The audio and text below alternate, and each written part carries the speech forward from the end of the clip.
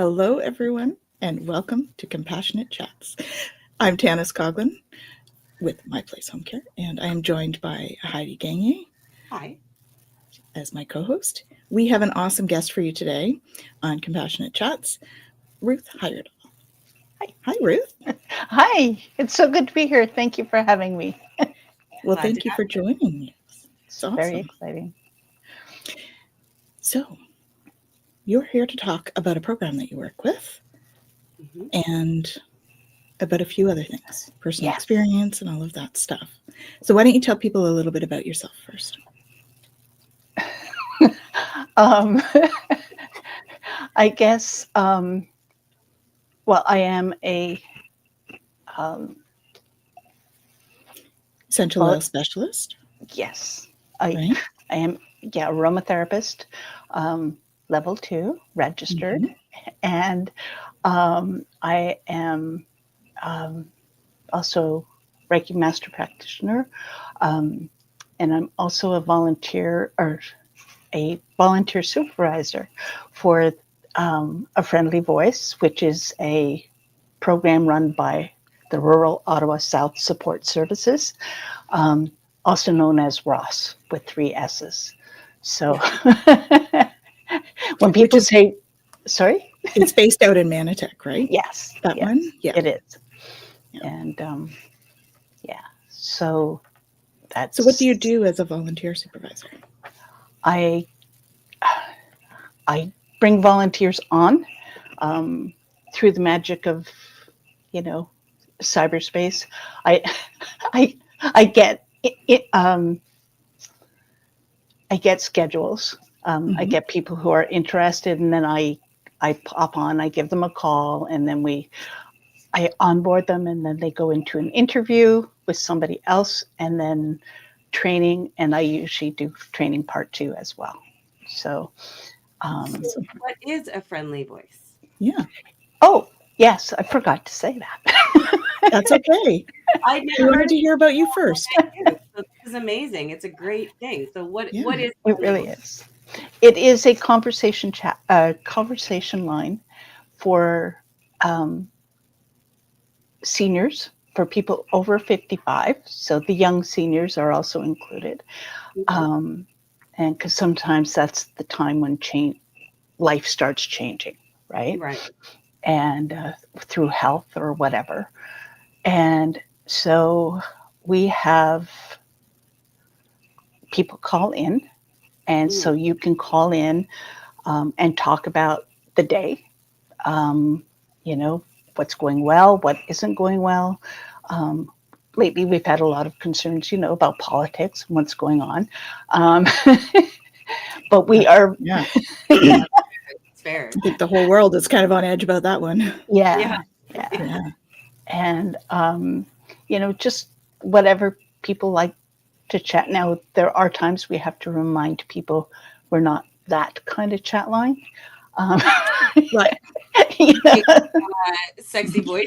We're friendly, but we're not that friendly. Exactly. Yes, we have limits. Well, considering the number starts with 855 and not 900, I think we should probably figure that one out already. Yeah. And it also speaks to like the loneliness of people as well, right? For sure. Now, I was looking on the website for A Friendly Voice, and it says it's not a crisis line or a referral service. So this is not any kind of medical advice. There's anything like that, correct? It truly is just a friendship, somebody to talk to when you're feeling down. Exactly. Now, do you have do you get training in that sort of thing? Like if somebody is in crisis and they call you, you guys have a way of dealing with that sort of thing, or is it just never really happened? I'm sure it has. It just hasn't happened to me.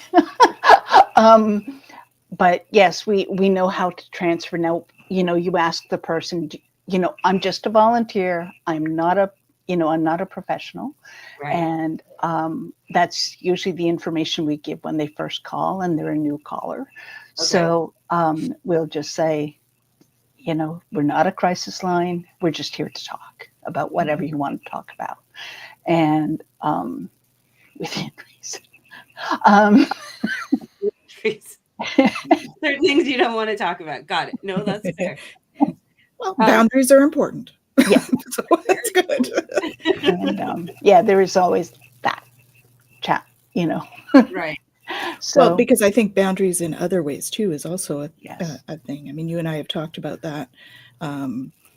Like you have guidelines as well in terms of how long your calls can be, and Yes. those kinds of things as well, and how often they can call. Yeah, so people can call in up to 3 times a day, and each conversation can last up to 30 minutes, just Okay. because it is in great demand, and we can always use more, but it's we have to keep some kind of limit on it, because people would call, like, they chat and then they'd hang up, and then 20 minutes later they call again and they talk for 30 minutes and then they hang up. But that's just showing how important and how necessary this is, because Yes. it is a rural service for rural people who might not be able to get out and about, and get to these activities that, there's senior centers, there's lots of activities that are available.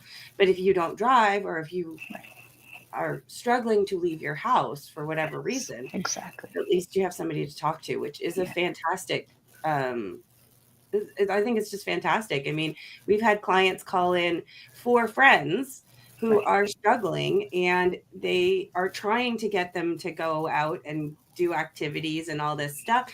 And the friend is just like, nope, I don't want to. I'm fine. I'm fine.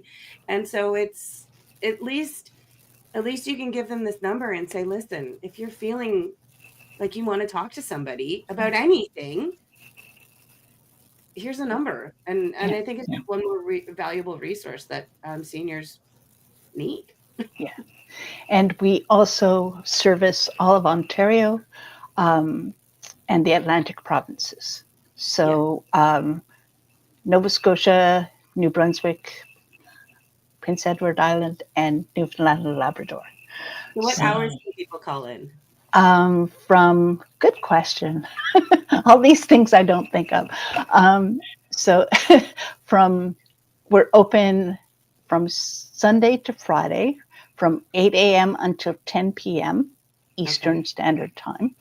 Okay. And we are open on Saturdays. We're only half days so far, but we're hoping to one day maybe increase that. Is that just because of volunteer schedule? Yes. Like you only have so many volunteers? Yes. Yeah. Okay. And how would we can always use more. Volunteer for that? Like, what do they do? If you go to afriendlyvoice.ca, and there's an application form, and just fill it in. If you have any problems, you can call the 1-855 number and just say you need somebody to help you fill out the form. Okay. And the volunteer will take your name and number and have us call. And then what kind of qualifications, meaning do you have to be a certain age to be a volunteer? So cool. Yes, you have to be 18 years or older. Oh, so you could be a younger person and volunteer. And you could be. That's awesome. And some of the topics can get a little, serious. Right. But we take everybody from 18 and up. Okay. So topics serious. What do you mean? Like, without obvious details, like what sort of conversations have you had? There are people who are finding it very stressful.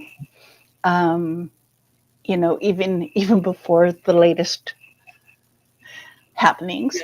Political yeah. Well, I mean, you started this during COVID too, so that was a lot.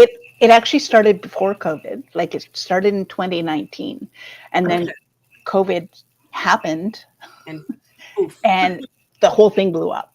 Like, that's it just amazing. So for COVID, like, there's a positive. Not a program like this started. Yeah. And I think, and people still mention, it's like COVID ruined everything, right? And it's like, Well, how did it affect you? Right? Yeah. And so a lot of them had friends and they would meet at coffee shops. And then, of course, that stopped. Right.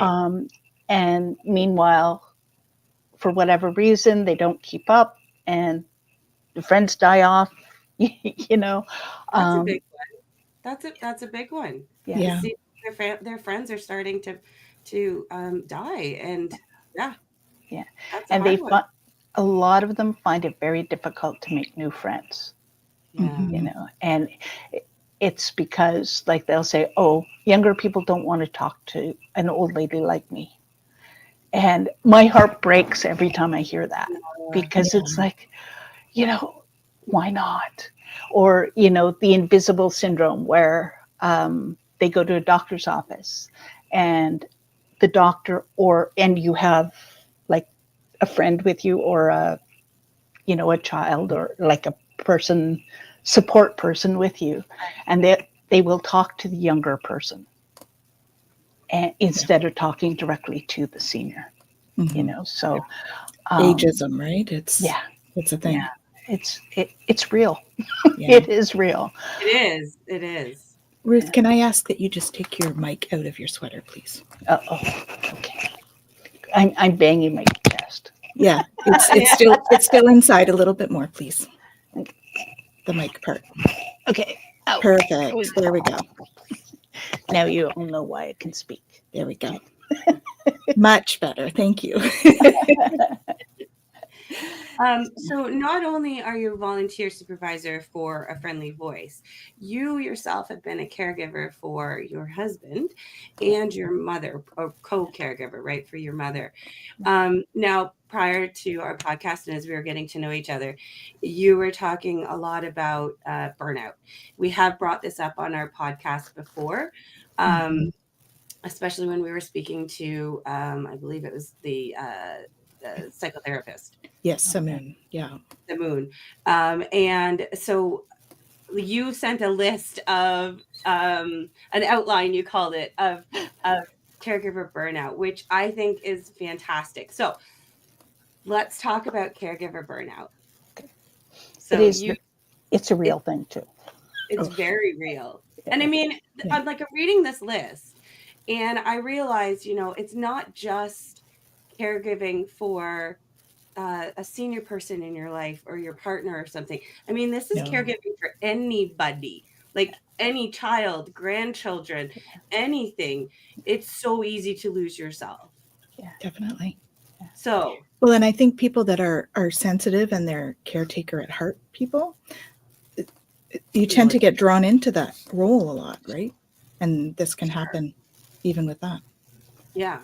So, okay. So there are seven, what is this? 7 steps, 7, what would you call this? 7 tips. Points. Key points. Yeah. Yes. All right. So I have emotional and mental self-care. So Ruth, what's that? What is emotional and mental self-care? That is, you know, when you're caring for somebody, you tend to, when I was caring for my husband, it comes straight from your heart. And, you know, I was kind of glad I had that opportunity because then it was my way of showing him how much I loved him. Right. And that's fine. But at the same time, you're giving your all and you're not giving back. You know, I mean, he was great. But you're just giving. And sometimes they're unable to, you know, when they're sleeping all the time, you know, it. So there are 4 little points. So one is acknowledge your feelings. So, you know, acknowledge it's okay to feel frustrated. It's okay to feel grief, pre-grief. You know, when you realize either A, this is going to take a really long time, and B, this is my life now, and C, it's going to end. And it's just, and you don't know when, you know, you don't know how long it's going to last. So you don't know. I'm really good at saying, okay, this is temporary, Right. but temporary can be 12 years, you know? Yeah. And by that point, if you're not careful at self-care, you can be totally burnt out, you know? And I think even if you do give self-care, you are going to have that lag underneath, like afterwards, right? Right. And so, you know, acknowledge your feelings, the grief, sadness, even resentment. I But was gonna say there are probably some in there, right? yeah, Yeah. and Mhm. just, you just have to make sure that you deal with it on your own instead Right. of letting it spill over to the person that you're caring for, right? Right. It's very easy. It's very easy to do. Yeah.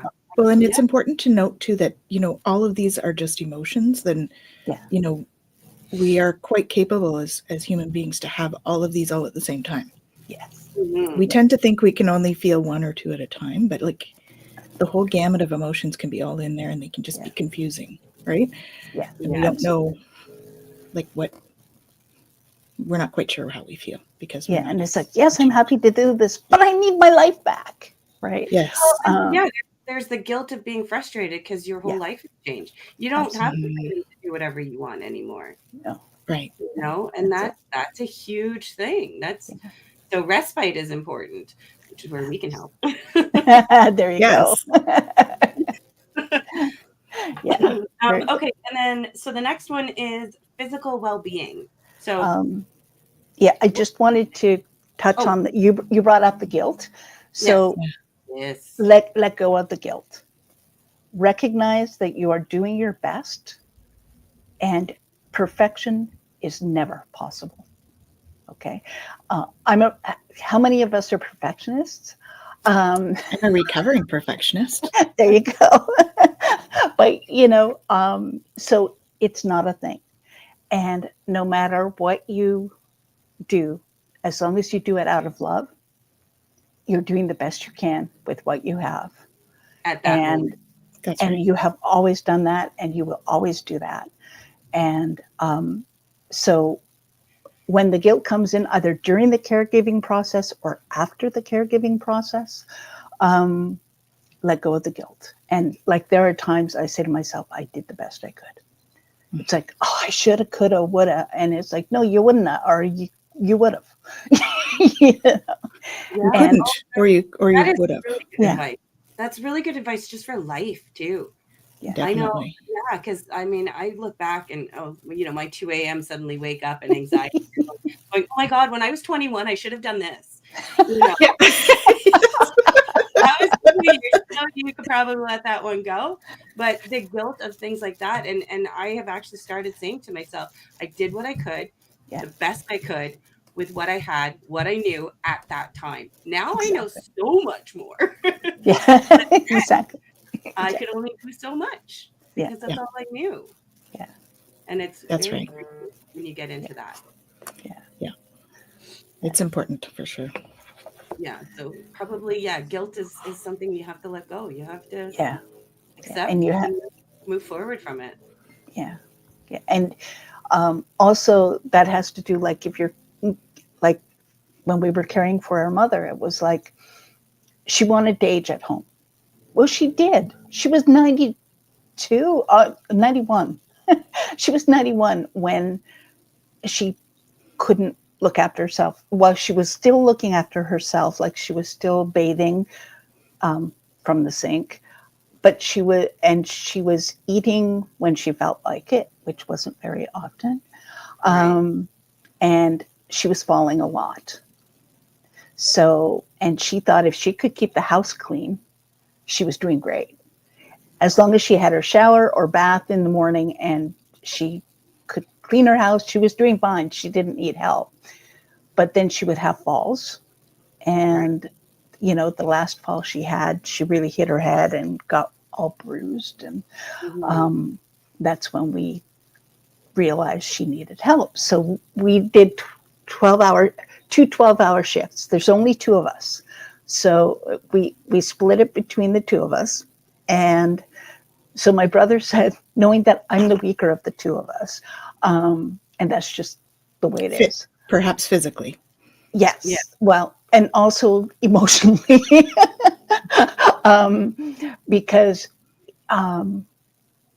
yeah, I mean, he had a really good relationship with our mother as well, which, you know, really was good. So he decided, it's like, okay, so I'll take the day shifts and you can take the night shifts. I said, okay, great. I'm going to get some sleep. Yes. You know, no, you wake up in the middle of the night and there's angry face leering at you, just yelling at you, telling you how horrible, what, you know, and yeah, not a lot of sleep. So it's like, okay, let's go have some tea. You know, oh, you're just trying to shut me down. Well, no, I'm not, but we need to sleep. You know, you were up at, 6 this morning and it's now 2 a.m. Let's get some rest.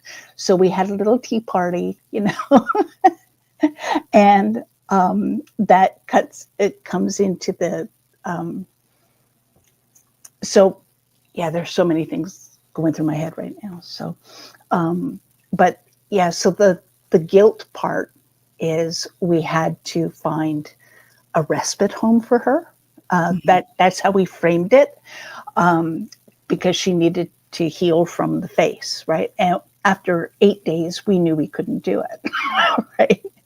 Yeah. And my brother was saying, well, there was one night he said, and I was telling him, you don't sleep, you get no sleep.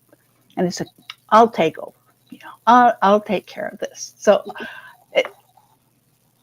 I got the phone call. How did you do this? The angry little face staring at him and telling him what a horrible person he was and what a horrible job he was doing. And, and it was like, well, okay then. But I think that was when we really decided that, that we needed help. How long were you the full-time caregiver for your mom? Well, basically, I guess it started for 8 years, but the staying overnight, that short term, it was only, I think it was 8 days. That's 9 days, but it felt like a year and a half at least. Right. And it's very stressful. And she was at the point where, she knew. I think she knew she needed help, but she wanted us to be the bad guys. Right. So she had to be angry at something because she was angry, right? And you became that. And I could see the situation from her point of view, like a very independent, strong-willed, very strong-willed, amazing person who just, she needed, and then all of a sudden she's losing her mental capacities and she just getting terrified because she was a teacher. She was able to do things. She was, smart, and she's forgetting words and she's, forgetting things, putting aluminum plates in the microwave. Fires, there's so many safety concerns. With people and that was really it. So,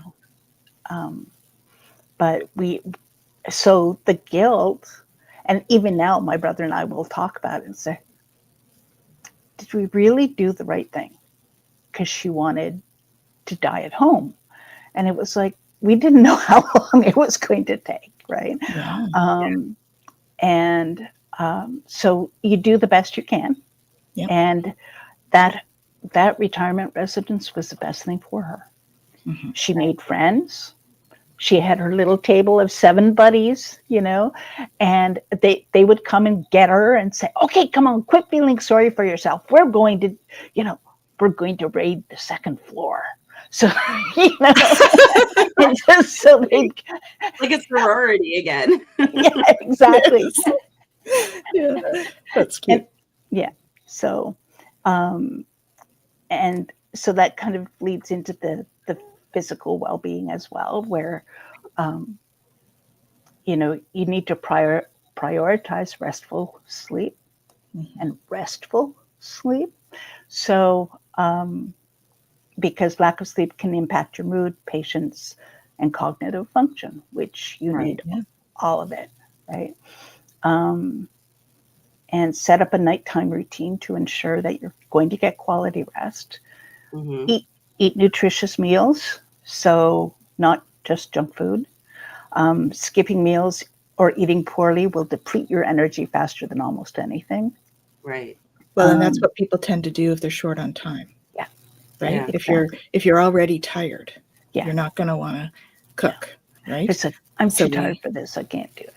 So it's if you cycle. can't, and if you can't prep your own meals, then get like Meals on Wheels or Ready to Go, or you know, one of those. Well, and like services like Uber Eats and that sort of thing, where you can order restaurant food, but you know, good restaurant food. It doesn't have to be McDonald's or A&W kind of. It can be quality food that you can get prepared for you, which is great. And you know, if you want that extra thing, there are home chefs who will, you know, for a good price, like I don't know what the prices are now, but you know, for around $100, you can get 10 meals, right? Okay, I apologize to any home chefs out there if I'm misquoting the prices, but well, each one is different. So you know, do your research, guys. We have somebody here where I live, and she and her mom have a frozen meals. So they do frozen meals and they put out a menu every week. That's and wonderful. it varies in prices, so it all depends on what they're doing. But they, you know, breakfast burritos, and they do, you know, things that, and it's all shrink wrapped, and so you just throw it in the oven and you're good to go. You know, so like services like that, there's lots of those out there. I'm sure Ottawa has tons of them too. So I mean, you're not stuck. There's options out there for you, and it's very important. Well, and you know, we do some of that type of help as well at My Place Home Care. We will come in and do meals if that's a requirement. So that sort of thing. We help with errands and so even if you're the primary caregiver and you need respite, well, our PSWs can come in, stay with your loved one, do some activities, make sure they eat, and then make extra food for you when we come back. Like they can do all that. Lots That's of things really cool. So there's lots of options in terms of that. You just have to ask for help, right? Yeah, exactly. Is asking for help. And that is so hard to do. It is. And when I was looking after my husband, it was really hard to find. And like I would call people and they would say, oh, there's this. But then you go to this and they say, oh, well, we don't do that. You go over here. So it was, you know, always trying to find someplace that fit the bill. Right. And I did get respite for 2 hours a week. And then I fought for 3 and I got 3, but it wasn't enough. Right. No. And it just, because the public funded system only pays for so much of that. Right. Yeah. And I think, and also I find that everyone I've cared for, if there's a newcomer on the scene, or even if it's a friend or a family member that they don't see very often, and they feel they have to be on their best behavior, they will pull themselves up and they will put on the show of their life. And the person will leave and look at you and go, you're imagining this. There's nothing wrong with him. There's nothing wrong with her. She's fine. You know? And so that's also a caution for people visiting people like that. Please don't make those kinds of statements, right? Because you don't know what it's like on a day-to-day basis. Exactly. 2 hours versus 20 The other 22 hours are very different. And Absolutely. everyone puts on a show for Yeah. for people coming into their home. Mhm. Everybody does it. Yeah, it's a human thing, right? We want Yeah. people to see the best of us. Yeah. You want to clean your house every time somebody comes over. Although the rule in my house is we're like Spider-Man. Everybody gets one. After that, life is real. That's great. But that's the rule in my house. But yeah, so like asking for help is really, really difficult. And I guess another thing would be difficult is asking for help, but then accepting what somebody can offer. Yes. Well, it might not be exactly what you want at the moment. Right. It's something that might be able to help eventually. So I think it's being open-minded when somebody offers help. Yeah. Yeah. And I think it's difficult. so if if somebody wants to come and read to the person, that's great, right? If the person who is being cared for will accept that, so again, they may have totally different ideas of, what it could be, and it's a whole different, especially when you're dealing with dementia. It's a whole different ball of wax. And they have autonomy. They are their own person. You can't make them do it. No, that's right. And as a spouse or a daughter or son, you might be able to encourage them a little more. You might be able to cajole them into doing something that somebody else might not be able to. But again, they are allowed to make their own decisions because they are their own person. Yes. Yeah. And and with my mother, she was diagnosed with cancer in her, I think she was 88. And the doctor, of course, said, well, at that time, she was healthy. And as far as we knew. And okay, my brother and I were noticing, little discrepancies, but again, you don't want to admit that it's the way it is, right? But anyway, so she was at the surgeon and he said, we'll go in, we'll remove the breast, we'll remove the cancer, and one and done, and you can live the rest of the 10 years that you have, and being perfectly healthy. And okay, she went with it for a bit. And then it came to her pre-op and she decided, no, it's my body. You're not touching it. Okay. And my brother and I, of course, thought it was the bad decision. It was the wrong decision to make. But it was her decision. And it's like, okay, is she going to outlive the cancer, or is the cancer going to outlive her? Or, what? Well, it turned out that within 6 months, her cognitive decline was really obvious. And we believe that if she had gone through that, it would have been a lot worse. Like, she would have wakened up and the cognitive decline would have, been there. Right.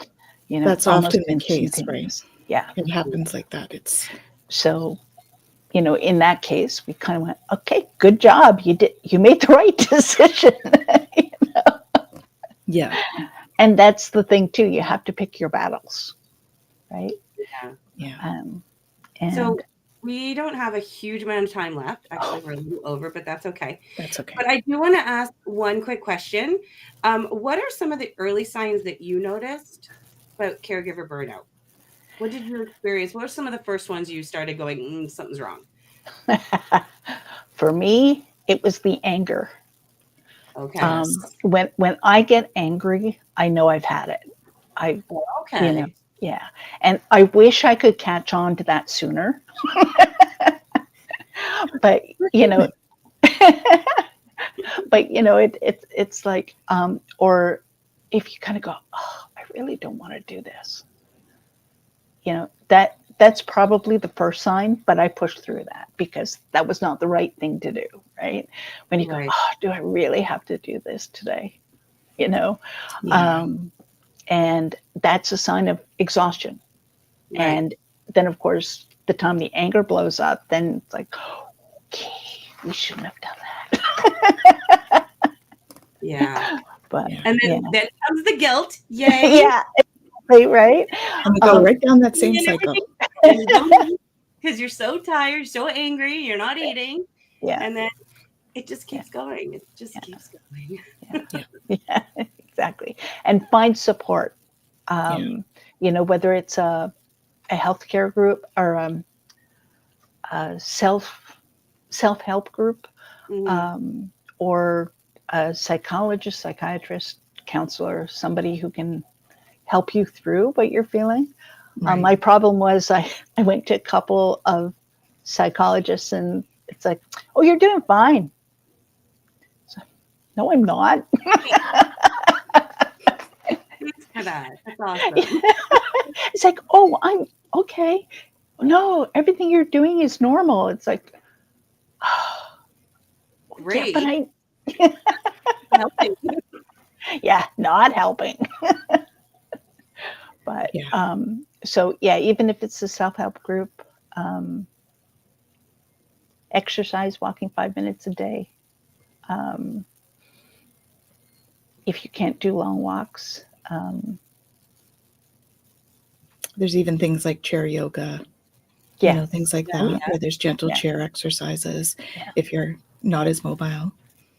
You know, even doing those can really help strengthen and release some of that emotion that's pent up. So to stave off caregiver burnout, we are looking at, so we want to make sure that we don't feel guilty for everything that we do. We want to eat healthy. These are just really basic ones. We want to eat healthy. And you want to get a little bit of activity in so that you have, because that gives you your time, gives you your alone time. And you want to, some of the other things we didn't get to touch on, but stress management. So aromatherapy, meditation, mindfulness, journaling, that sort of thing would be really helpful if you're prone to that. So not a lot of people, not everyone's prone to that. Like journaling is not something I like to do, but I do. I had one therapist talk to me about mindfulness and using a smell, a scent of something, and chocolate brings back memories of calmness and joyfulness in my childhood. And so she's like, smell that. When you're feeling anxious, when you're feeling frustrated, when you're feeling like you're going to explode, smell some chocolate mint. I mean, you can also eat it. That'd be my preference, but smell it as you eat it. Yeah, enjoy it. Don't just and focus on the smell, the moment, the feel, and that will help you focus. And it's almost like a meditation. So that's something simple like that. And just I think we need to be so more in tuned in ourselves and accept that we're not perfect. We're not 100%, and we are going to make mistakes, and it's okay. Yeah. And it's okay to cry, Tanys. It's okay to cry. It's a great release. Yeah, for sure. And music. If you listen to music, and I found it didn't matter what music I was listening to, I would cry, and I would get angry because I was crying. But what a great way to express all those emotions, because we do have to do that. Yeah, and it was a great release, So. And then you could do it for another week. Yes. Another week. And another one is part of that mindfulness is like staying in the present moment, because there's so much, oh my goodness, what's going to happen? What's coming? And if we can stay like, this is what we're dealing with right now, let's stay here. Yeah. It's easier than trying to project all that into the future. And find the small joys. Yeah. Like there's always something, like, even if the person doesn't remember you, they may say, oh, you remind me of my daughter. She had a lot of issues, but she was really very kind. And it's like, aw. And that I had to go to the bathroom and just laugh. Yes. I couldn't do it while she was there. But little joys, like when they're enjoying something, and just like we took my mother out for ice cream, and she loved ice cream cones. So she was sitting in the back seat. She wanted to sit in the back seat. So she's sitting in the back seat, licking her ice cream cones, and just like a toddler, right? And she's just licking. Super Well, happy. yeah. And then this Jeep with young men. There were about 6 young men in this Jeep with the lid down, the top down. And they looked, and she waved, smiled. It was so cute. Like, it was just, and they waved at her. That's awesome. And she made her day. She made their day, and they made her day, but the little joys. And when they're enjoying something, you enjoy vicariously through them as well. Right. So beautiful. I think did we get everything on our list? Is there anything else that you'd like to, final thoughts, Ruth, about? We didn't touch on planning and organization, but well, we talked about calling I can go back. It's important to plan things ahead. We talked about meal planning and that kind of thing, and what to do with that. So yeah. And and for the support, of course, there's a friendly voice as well. I place home care. And many community partners, right? Yeah. There are many supports out there. And all of the information for Friendly Voice is below. You can find that in the comments. Thank you. So please reach out if you have questions, or you want to volunteer, or you just need a friendly voice.